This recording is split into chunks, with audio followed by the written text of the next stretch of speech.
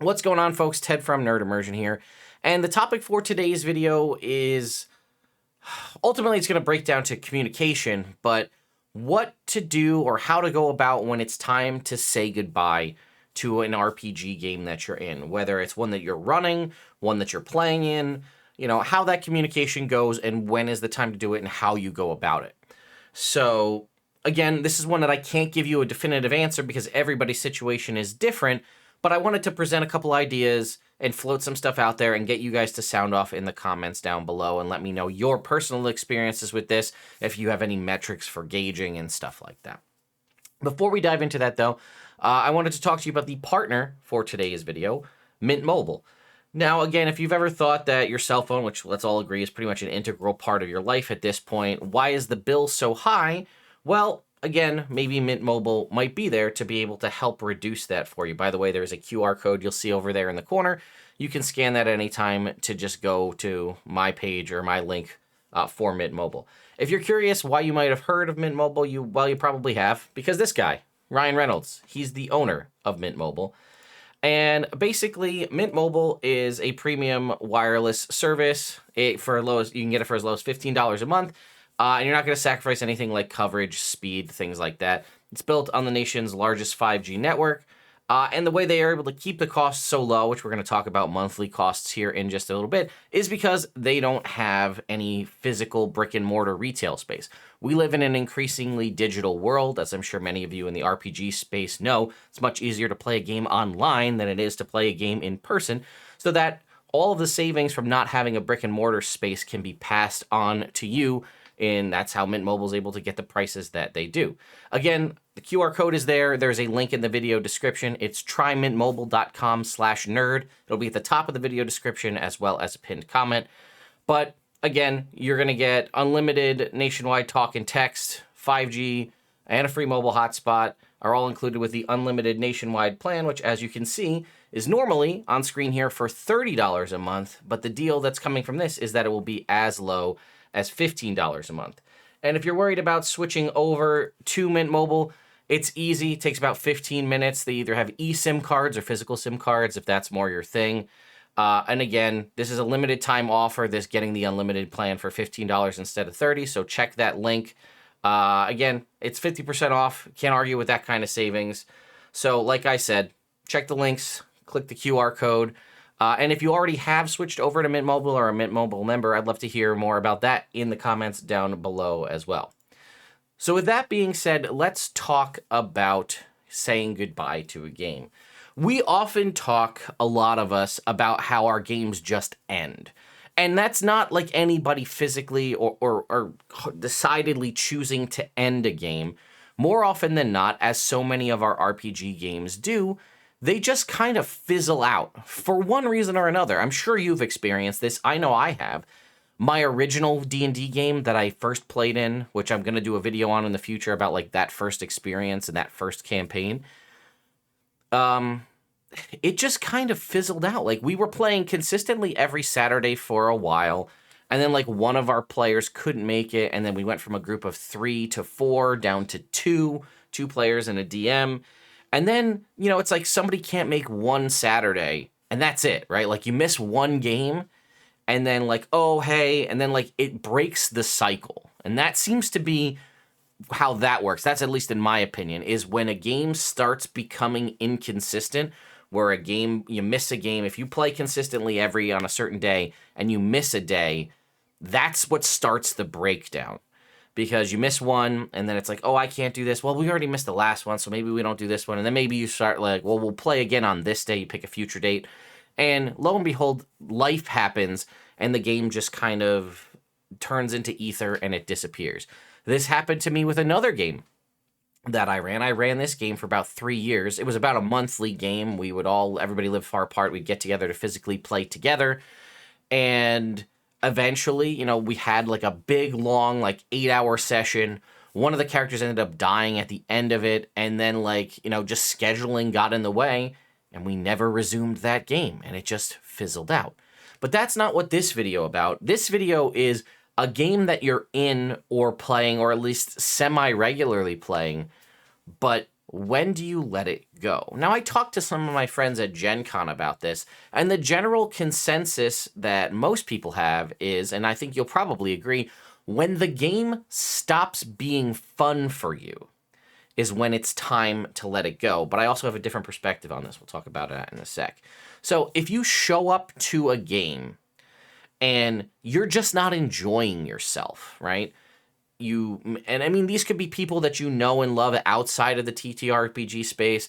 These could be people that you only play whatever your TTRPG is. It could go either way, right? And that's where things start to get tricky, where, maybe these are your best friends that you've known your whole life, or maybe these are people you met at the game shop last week. However that works. You keep showing because of, it seems like a feeling of obligation, right? You said you were going to be there, so you keep showing up. But if you're not enjoying yourself in the game, should you keep playing? Or, should you step away? And now I think a lot of people are hoping that somebody else at the table, another player, maybe the GM, will kind of feel that vibe and be like, cool, and they'll end it. But more often than not, I feel like that's not going to happen. If you're not enjoying yourself, you should speak up and step away. Now, there's further points to that, right? Why aren't you enjoying yourself? Is it something as simple as you don't like the character you're playing? That's probably the easiest fix in the grand scheme of things. If your character is boring, you don't like the choices that you made, you don't feel like your abilities are useful in combat, maybe you can just talk to your DM or GM and find a way to respec your character or just change characters altogether. Maybe that new character, that fresh character, will breathe new life into the game and it'll rejuvenate you, and then you're good to keep going. But if it's not something that you can change, because again, maybe it's, and also consider, right, are you playing this game on a weekend? Are you stressed at work? Are you playing this game late at night and you're tired? All of these things can impact how you feel when you sit at the table. So first thing, I guess what I would say is assess, is it something you can control or something you can change or possibly work out with the DM? If it's other people at the table, that's a little bit harder, right? Like if you don't get along with one of the other players, that's a weird spot, because if you don't get along with them, like, you don't want to put the GM in the middle to be the mediator. Maybe you can interpersonally work it out. Or if you don't like the GM, then maybe it's time to find another table. Now, I can, and it might be time to walk away and then, respectfully walk away, right? Like, you don't want to just be like, oh, I'll be there, and then just ghost people and not show up, because that's going to leave a bad taste in people's mouths.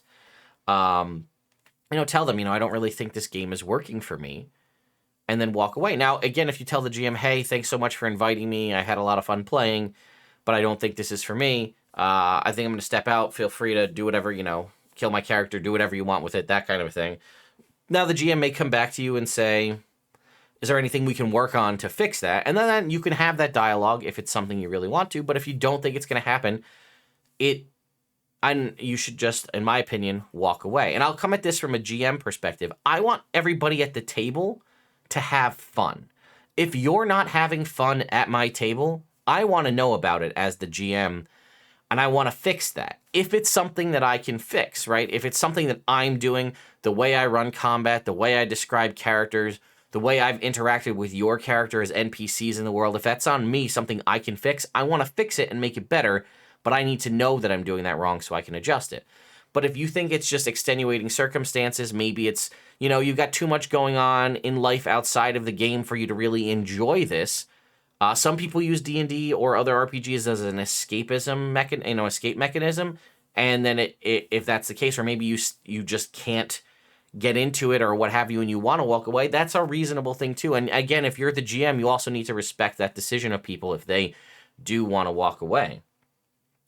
Now, the other thing I was talking about earlier is this concept of obligation, and I can speak to this from a content creator standpoint, and this is something else that I brought up when I talked to some of my friends at Gen Con, is you sometimes get locked into these things, or you feel obligated because you're streaming, you're podcasting, you're recording, and you don't want to let people down. You signed up to play in their campaign that they're streaming on their channel, that they're editing into a podcast, And, you are coming at this as one of the key characters in that, right? Think about if you're watching your favorite TV show and then all of a sudden halfway through they just replace the character because in the real world scenario is that character got the actor in that instance got bored with the role and just walked out.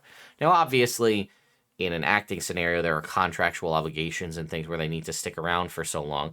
And you know what? Honestly, if you are going to be doing stream shows, having contracts for people might not be a bad idea.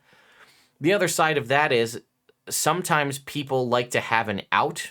You sign up and you say, hey, this is going to be a 6-session arc. Can you commit to that? Sometimes people are like, hey, would you want to play in a game for me?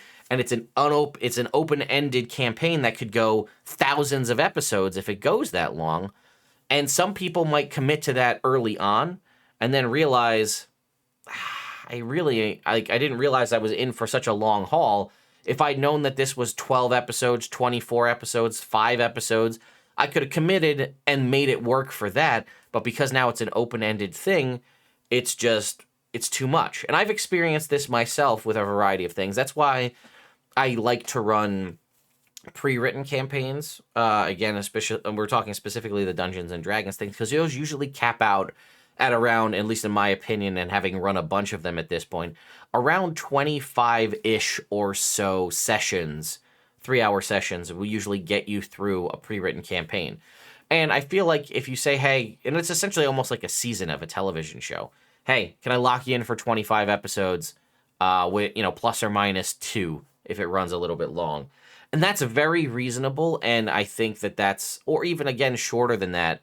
When people know how long something's going to be, they can commit to it a little bit easier, and they also know, like, hey, I only got to stick it out 3 more times, and then, we're good, so I'll fulfill my obligation.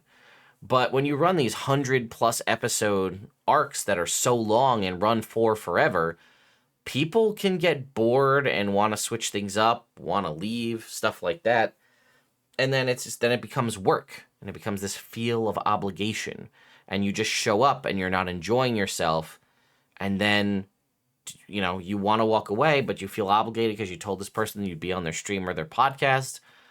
Do you just stick it out and suffer through? Can you change things up? Maybe you were filming your show, the podcast, at night, right? Maybe it was like a 9 o'clock at night kind of a thing. Maybe there's a way you guys could rework it to film at 8 o'clock in the morning on a Sunday. Maybe that'll be the difference, right? Because maybe you're more of a morning person, or you need that time off the Saturday to separate you from your Monday through Friday to really get into it. And I've heard this from a lot of folks as well. People who used to do the weekly recording, the weekly streaming, the weekly sessions. It was a lot for them. So instead of doing once per week, they now get together one day a month, do one big 6 to 8 hour session, record all of their shows for that week on that one Sunday or Saturday, bang it all out, get it all done, and then the editor will go and cut it into 6 individual things so you could cover the month, right? That might be the way to go. If you could say, hey, once a month I need you for 6 hours instead of I need you 4 times a month for an hour, or however long your sessions are, that might be the way to go. You get the big chunk in, you do you commit to that one day, you get the big recording in, you get to see everybody. You're not seeing them weekly. You get a little bit of a break in space from everybody. It's kind of like a little mini reunion. You bang it all out at once, and then you pre-record your releases. You might even roll them as streams. You can do that on Twitch. You can do that, I think, on YouTube too, as premieres. You kind of stream them. And that's actually what Critical Role, for example, has started doing. They used to be live on Twitch every week, and now they pre-record. Now, I don't know what the schedule is for pre-recording. And this all started during COVID times, I believe. But, for all we know, they could record. I mean, their sessions are really long, so probably not. Maybe it's a couple weeks ahead of time. But either way, and I know they've taken a month off, or a week off, too. That's another thing Critical Role did, is instead of doing every single week, they're doing 3 weeks out of the month and then a break. That might help, too, right, if we schedule a break. Because, I'll be honest with you, I'm experiencing this in a similar fashion with a game that I had that was, or at least a session that was, a campaign situation that was running for basically 6 years. Now, here on the channel between Twitch and YouTube, I've basically run a game every Tuesday night for about the past 6 years, right? And it was pretty consistent. We barely missed anything. We were very solid, very consistent for most of that time. Now, sometimes that was a long-running homebrew campaign of mine. Sometimes it was just jumping between pre-written campaigns, right? Sometimes we did a bunch of pre-written campaigns, Lost Mines of Phandelver. We did Tomb of Annihilation, Storm King's Thunder. We did Curse of Strahd. You know, we ran a bunch of all, like, at least basically all of the originals, Out of the Abyss, Princes of the Apocalypse, Rise of Tima. We ran all of them here. Basically until about, like, Descent into Avernus time frame. I think we'd run every single pre-written campaign up until that point. And then we'd rolled into more homebrew, and I had a lot of fun doing that, and that's went over 100 episodes, and that game is technically on pause, is not done. But then we switched it up, we changed some up, some players couldn't make it. And then now, basically, I've been in a game that, on this channel that's been here since last October, and we've played 12 times. This was supposed to be a weekly game, right? Every single week. And it's a game that we've played 12 times in 8 months. So, you know, and I'm struggling with this myself, right? You know, scheduling issues, work, real life stuff, whatever gets in the way. But, you know, we should have been playing, you know, 4 times a month, and we've played 12 times total. So, you know, is this a game that I just say goodbye to? You know, do we just say, hey, you know, it's been a lot of fun playing when we're able to play, but maybe we just call it quits, and, you know, that way other people can focus on other things? Or do we assess and say, hey, it seems really hard for us to do this. Maybe we make it once a month, right? We say, hey, we're going to do one Tuesday a month. We're going to play this game. Everybody can go do whatever they want to do the other 3 Tuesdays in the month. Maybe we do it every other week, whatever. Maybe there's an adjusted schedule we can find if everybody's still interested in playing the game. And it does seem like everybody is. They want to try things out. They want to keep playing, and everybody seems to enjoy their characters and the world we're playing through. But things keep getting in the way. So maybe if we just make that hard call, say let's make it once a month, say let's make it every other week, that could be the difference. And maybe that gives everybody a little bit of a break, time to recuperate. And for those of us like me who create content, that's another day back in my bank of time to make new content for other things. So I just really wanted to talk about this because it might be hard. And I hope that maybe through all of my ramblings over the course of this video, something stuck with you. And if you're struggling with something like this on your end, maybe this will be the thing that will help you talk to your other fellow players, your GM, you as the GM talk to your players and figure out what's going on. Because it doesn't have to be, you know, it's not confrontation, right? It's just you expressing how you're feeling, right? Is it time to just let the game go? You know, you've been struggling. Maybe it's not as fun as you thought. You know what? Maybe it's a system thing, right? That's another thing. A lot of us have been trying out a lot of new systems since January for a variety of reasons, right? I used to do nothing but Dungeons and Dragons on this channel, and I'll be honest, I still do a lot of that. But there are a lot of other really interesting and awesome games out there that I've gotten a chance to play. Let's see. I got this guy. Oops. Dropped the book. I just picked up this guy. I love Power by the Apocalypse. It's a really simple system, but it's so versatile. Avatars like that. I want to do a lot of Dragonbane content. I played that game at Gen Con. It was a blast. I played with 5 other content creators. We were all living it up. The DM was loving it. It was a blast. That was a lot of fun. And you know what? Maybe that was just the situation of all of us from all over the world being together in person. Or maybe it was just the invigoration of a new system and not feeling like you know everything. And I'll be honest, I don't know everything about Dungeons and Dragons, 3rd edition, 5th edition, or otherwise, but I know a lot. And a lot of that, you know, you start getting in your own head about stuff, potentially metagaming, min-maxing. That's the background I come from, is min-maxing in Dungeons and Dragons.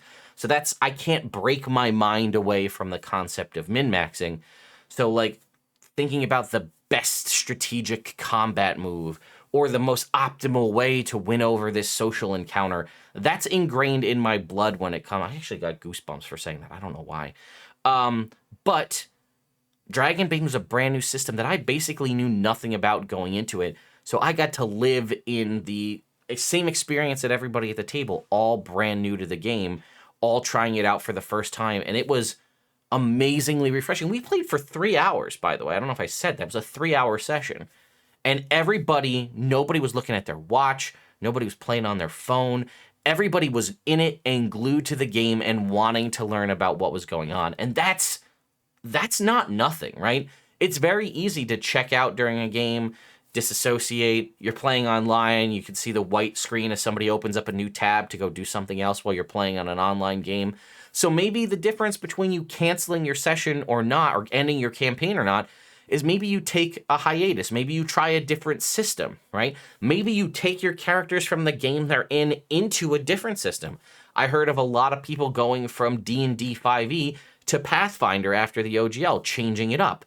Maybe you demo one of these new systems. Maybe it's a fantasy system like Dragonbane or Pathfinder or something like that that's relatively a close analog, and you just port your characters over. Or maybe in trying a new game, you find out, hey, you know what? I actually love this system. One of the things I think that's great about Dragonbane is it's a roll under system. Actually, rolling a natural 20 is a negative. And that's like a hard concept to break in my brain, that natural ones are good. So if you have that crappy set of dice you've been keeping in dice jail, it might be time to break them out to play Dragonbane, you know? But anyway, I just wanted to have this conversation. I realize it's not a conversation because I'm just talking at you, but I don't know. And you know what? It's a little therapeutic for me, too, to even just say these things out loud, like the things I mentioned about my own game, right? I'm legitimately thinking about having that conversation with the group. They all come to my house to play in my game room, to run games on my channel. I'm not even running it. I'm playing in it. Is it time to say goodbye to that game? I don't think people want to let it go, but it's just been so inconsistent due to real life things. Maybe lessening that commitment of weekly is the way to go. For example, we canceled. We couldn't even play. We know we couldn't play this week. We were going to delay to Wednesday. That's another thing. We would delay, like, hey, well, we can't make it on Tuesday. What if we play Wednesday? And then Wednesday's like, well, what about Saturday? And then it just delays, and then we just cancel for the week. So maybe I do. Maybe I have that conversation and we say, let's go to every other week. Or maybe we just go to once a month. And maybe that's enough of a lessened enough commitment that everybody can easily say, the first Tuesday of every month, that's when we play our game. If maybe people are free, we could throw on an off Tuesday. We're committing the first Tuesday, and then like everybody's jazzed. We know we got our one planned game session. Everybody shows up. You give it your all for the 3 hours, and then you call it quits. But maybe, who knows, right? Maybe the next week people are like, hey, you know what? I didn't schedule anything for this Tuesday. Do you guys want to play tonight? And it's like a snap decision that you're going to play that night. I don't know. Like I said, I just want to make sure that people are enjoying the RPGs that they're in. I've heard this a lot about people who would just get into like random pickup groups at game stores and like random pickup, pugs over from Roll20. There's a video on this channel from a long time ago. It's like about a rules lawyer conversation. I'll link it in the video description. If you haven't seen that, I went to try to find new people to play in a game, and I went to a local game store, and my experience was wildly different than I'd ever experienced, and I had a weird interaction with a rules lawyer, and I ultimately walked away from that game. Like, I played in it one time, and one time was enough for me. I was good, and I walked away. And I told the DM, hey, listen, I don't, I really, I had a lot of fun playing in your game. I like your style, but I think I'm going to walk away from this game. Thank you so much for your time. And I walked away. But it was a weird, it was a different interaction, and it wasn't really the style of game that I was looking to play. So I made the decision to not go back and call it. So I've done this before myself, and I want to make sure that you folks are thinking about this too, right? If something doesn't seem right, you're not enjoying yourself, have the conversation. Is this something that you can change? Could it be a scheduling thing? Could it be a character thing? Or is it ultimately time to walk away? But I don't want people suffering through games for the sake of obligation. And honestly, if your friend or you are streaming or creating content, eventually that starts to bleed through. People that are watching over a long period of time, they'll start to notice that you're a little more checked out, or you're not enjoying yourself as much, and the content will seem less genuine. So even if you did make a commitment to somebody to show up and play, if you're not enjoying yourself, people will eventually realize that, unless you're just a top-notch actor and liar, then maybe you'll be fine. But I'd rather you go out and talk to the GMs, talk to the content, the showrunner, whatever it is, and work it so that you can enjoy yourself more and sit down and play these games. Like I said, RPGs, Dungeons and Dragons, what have you, some people use them as a means to escape the real world that they're living in because, things aren't great. And some people just use it as an opportunity to gather around with friends and tell a fun story together. And the key word there is that it's either should be a fun escape or to tell a fun story. And if you're not having fun, ultimately, maybe it's time to walk away. So, anyway, thank you all so much for watching this crazy rant of mine. Let me know your thoughts and comments, or thoughts and opinions, rather, in the comments down below. I'll see you all next time.